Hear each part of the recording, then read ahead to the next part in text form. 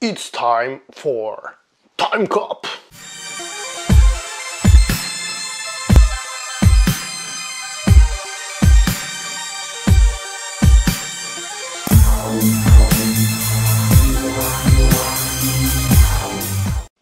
Je vous avais dit que je faisais des intros pourries, hein. Bonjour et bienvenue dans cette nouvelle critique poussiéreuse. On continue sur notre rétrospective Jean-Claude Van Damme et aujourd'hui on va parler du film Time Cop réalisé par Peter Hyams. Et comme d'habitude, on commence par donner une note pour ceux qui ne veulent pas trop en savoir sur le film. Et la note est 7 sur 10. Après le succès de Universal Soldier, Jean-Claude Van Damme continue sur cette lancée. Un petit peu de science-fiction et un peu d'action. Parlons des scènes d'action. Dans ce film, Jean-Claude Van Damme revient à ses fondamentaux, les coups de pied hauts, et il se fait bien plaisir. Il y a juste une scène qui elle-même est complètement ridicule, c'est la scène du combat au couteau. Je vous montre ça avec des stylos pour une question de morale. Au bout d'un moment, il se fait agresser par un type avec 2 couteaux qui vient le couper, et lui, il bloque comme ça. 1, 2, 1, 2. Et c'est tout ce qu'il fait. Et il arrive à arrêter l'attaque. Au bout d'un moment, l'adversaire s'énerve, alors il attaque. Et lui, qu'est-ce qu'il fait? Il bloque comme ça. Cette scène est purement ridicule.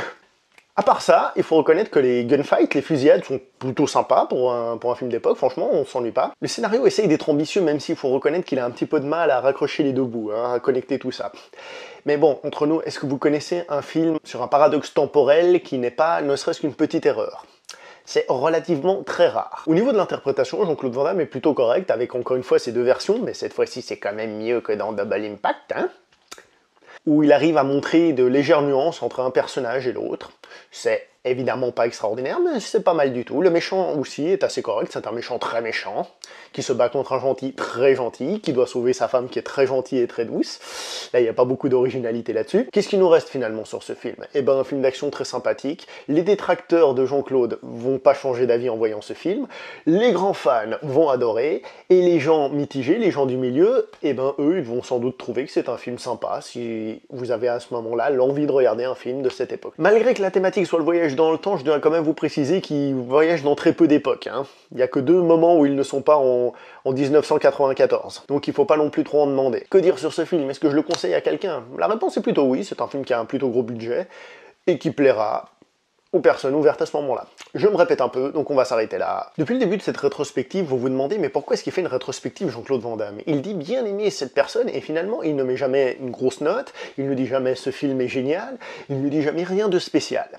Eh bien tout simplement parce que je suis objectif, malgré que je sois nostalgique et que j'ai aucun problème à regarder déjà des films de cette époque-là et ensuite à regarder des séries B, c'est quelque chose que je tolère tant qu'il y a un certain intérêt. J'avoue que Jean-Claude Van Damme arrive à attirer ce petit intérêt par nostalgie. C'est tout simplement que les films ne sont pas des chefs-d'œuvre. Les revoir me font plaisir, mais ce n'est rien d'extraordinaire. Là en plus, j'en revois régulièrement, donc forcément ça baisse aussi un petit peu l'effet, donc l'objectivité que je peux avoir peut être un petit peu émoussée. Ça, il faut en tenir un petit peu compte quand même. Quoi qu'il en soit, je vous dis déjà, la prochaine vidéo parlera, elle, de Street Fighter. Et croyez-moi, si j'ai commencé cette rétrospective, c'était sans doute en attendant de pouvoir parler de Street Fighter. Parce que Street Fighter est un film très particulier qui vaut la peine qu'on en parle. Street Fighter, c'est spécial. Donc voilà, vous savez déjà de quoi parlera la prochaine vidéo, donc tout est dit. Je vous dis ciao, à la prochaine. J'espère avoir plus de choses à dire sur d'autres films. Comme j'ai dit, le prochain, j'aurai des choses plus intéressantes. Tchuss.